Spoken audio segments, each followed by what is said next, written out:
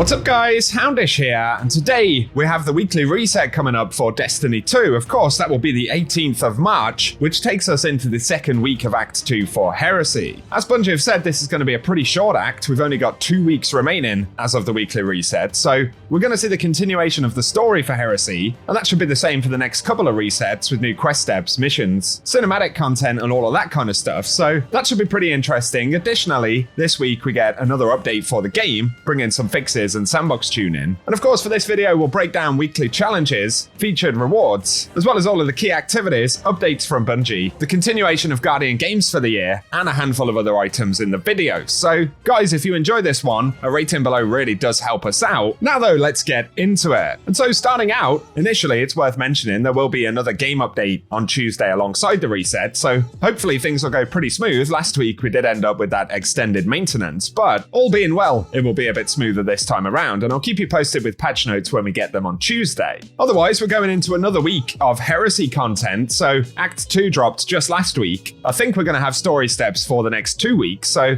that in itself will be pretty interesting. And of course, we'll get a refresh on the challenges and all of the reward drops for the seasonal content, including the Court of Blades. In terms of seasonal challenges for this week though, firstly, we have Rites of the Deep Part 2 to complete Act 2, Part 2 of the Rites of the Deep quest. That's the main story thread for Act 2.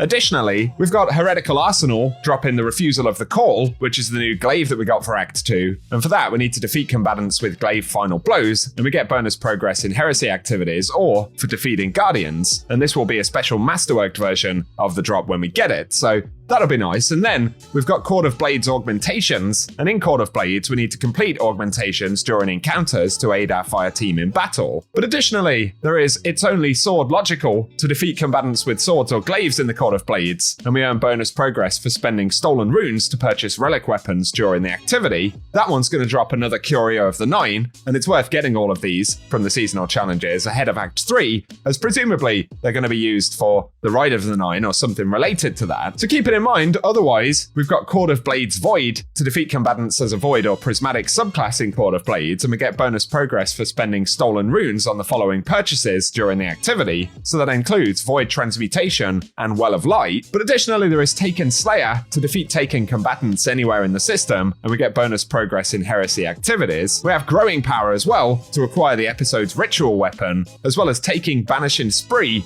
and in any Vanguard or Gambit playlist, rapidly defeat Taken enemies. Finally though, we've got Spark Defender to score points in Rift, and we get bonus progress awarded for igniting the Rift. So we at least know that Rift will be featured, as well as the return of Trials on Friday at the daily reset. That's about as much as we know about Crucible rotations these days, especially given that we don't have the Next Week in Destiny cards anymore.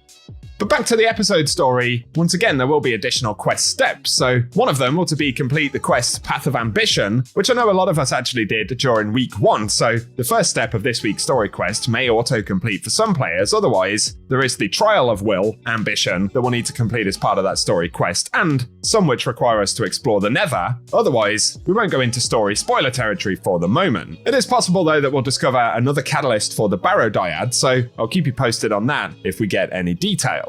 The other component live at the moment, of course, though, is Guardian Games, and that will continue this week. This is going to be active for the duration of Act 2, so if you're working on picking up weapons, or you need to grab armor, triumphs, cosmetic stuff, whatever it may be, we can continue to do that for a couple more weeks, and it will be interesting to see which class is dominant for this second week of the event.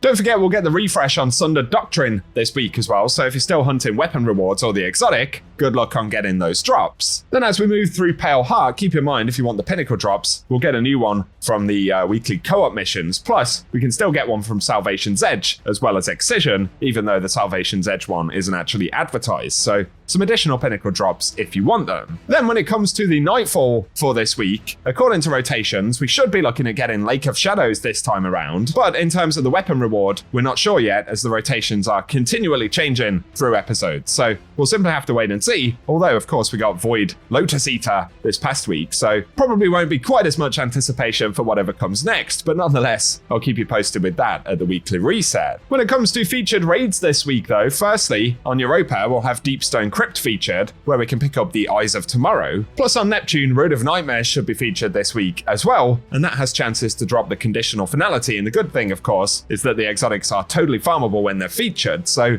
good luck if you're still hunting any of those. In the Legends tab, for dungeons though, we'll have Ghosts of the Deep featured as well, so equally, that'll be a chance to pick up the Navigator if you still need it. And otherwise, Pit of Heresy over on the Moon will be the last featured dungeon for the week. So let us know if you'll be diving into any of those. When it comes to the exotic mission for this week though, we should be seeing Operation Seraph Shield, which can drop Revision 0 and all of its upgrades. So if you need to work on that one, it'll be a good time to jump in this week. That does take us to the last couple of rotations though. So for Days of Eternity, on top of the core drops this week, we'll get additional drops from the Scatterhorn and Pathfinder armor sets, as well as a bunch of weapons from Season of the Lost and a couple of world drops from Forsaken. Then on to the Lost sectors for the week. Initially, for Tuesday, we should have Vel's Labyrinth in the Cosmodrome featured, and of course these have chances to drop world weapons or exotic engrams on solo clears. For the 19th of March, it'll be Exodus Garden 2A, then we'll get Aphelion's Rest on the 20th of March, which will be followed by Chamber of Starlight on the 21st. For the 22nd though, it'll be Hydroponics Delta, Gilded Precept will be featured on the 23rd, and finally for the 24th, we'll have Thrillerdrome on Neomuna. So good luck with all the drops if you are still running those regularly. The final mention though for the Ascendant Challenge this week would be that it is Sumerian Garrison, and we can access that via the Chamber of Starlight in Rhea Silvia. So not too bad to get to, but some folks still run those to try and get all the collectibles and things like that, so if you need it, we'll run some gameplay at the end of the video. For now though guys, that is everything that we have to round up for the weekly reset preview. As always though, I'll keep you posted on Tuesday with patch notes, featured rewards, any unexpected stuff that may pop up with Act 2 of Heresy. So if you are new to the channel, keep it locked and loaded, get subscribed, as around half the viewers on the channel still haven't done that, so if you feel like hitting the subscribe button and turning on notifications, that really does help us out with the algorithm. Otherwise though, let us know in the comment section what you'll be getting up to this reset,